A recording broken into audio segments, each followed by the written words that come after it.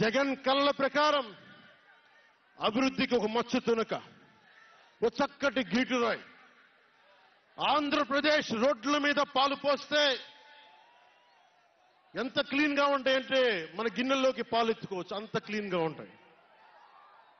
చక్కగా శుభ్రమైన రోడ్లు, గుంటలు లేని రోడ్లు, తెల్లటి పాలు పోసినా కానీ తిరిగి మన గిన్నెలోకి ఎత్తుకోవచ్చు. అది వైసీపీ నాయకుడు చెప్పేది.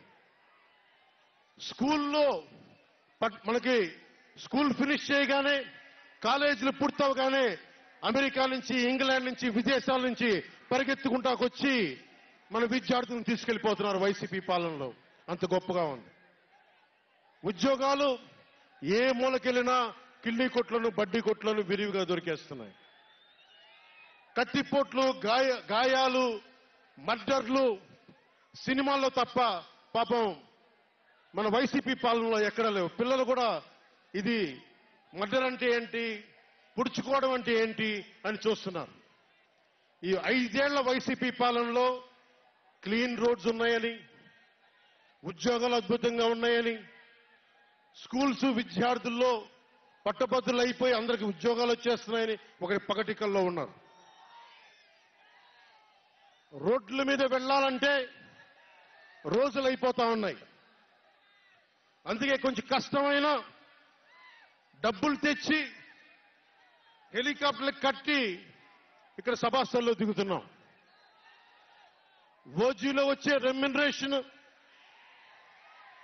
ఓజీలో వచ్చే సినిమా డబ్బులు కేజీ బియ్యం కూడా కొనకుండా హెలికాప్టర్లకు పెడతా ఉన్నాం.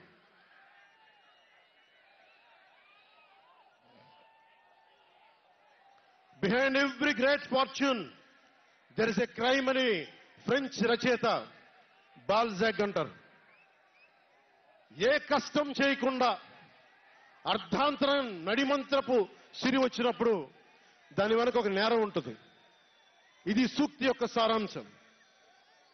క్లాస్ వార్ అని చెప్పే జగన్ 5 కోట్ల మంది ప్రజల రాష్ట్రాన్ని 5 మందికి తాకట్టు పెట్టాడు. వైఎస్ జగన్ రెడ్డి, పెద్దిరెడ్డి రామచంద్రారెడ్డి, సజ్జల రామకృష్ణారెడ్డి, మిథున్ రెడ్డి, వైవి సుబ్బారెడ్డి, మిగతా అందరిని కలుపుకొని వీరు 5 మంది కోసం 5 కోట్ల మంది ప్రజలు ఈరోజు మనం తిప్పలు పడతా ఉన్నాం, కష్టాలు పడతా ఉన్నాం. ఉద్యోగాలు లేకుండా యువత రోడ్ల మీదకి వచ్చినారు ఈ రోజున. ఇది మారాలి. ఏదైనా మాట్లాడదామంటే గూండాలతో బెదిరింపులు, రౌడీలతో దాడులు. ఇదే చెప్తా ఉన్నాను జన సైనికులకు కూడా. మబ్బుల్లో పరిగెత్తే పిడుగులు లాంటి మన జన సైనికులకు చెప్తున్నా, వైసీపీ గుండాయిజాన్ని చూసి భయపడకండి. మనం ఉన్నాం. ఉద్దండుడైన రాజకీయ నేత శ్రీ నారా చంద్రబాబు నాయుడు గారు ఉన్నారు.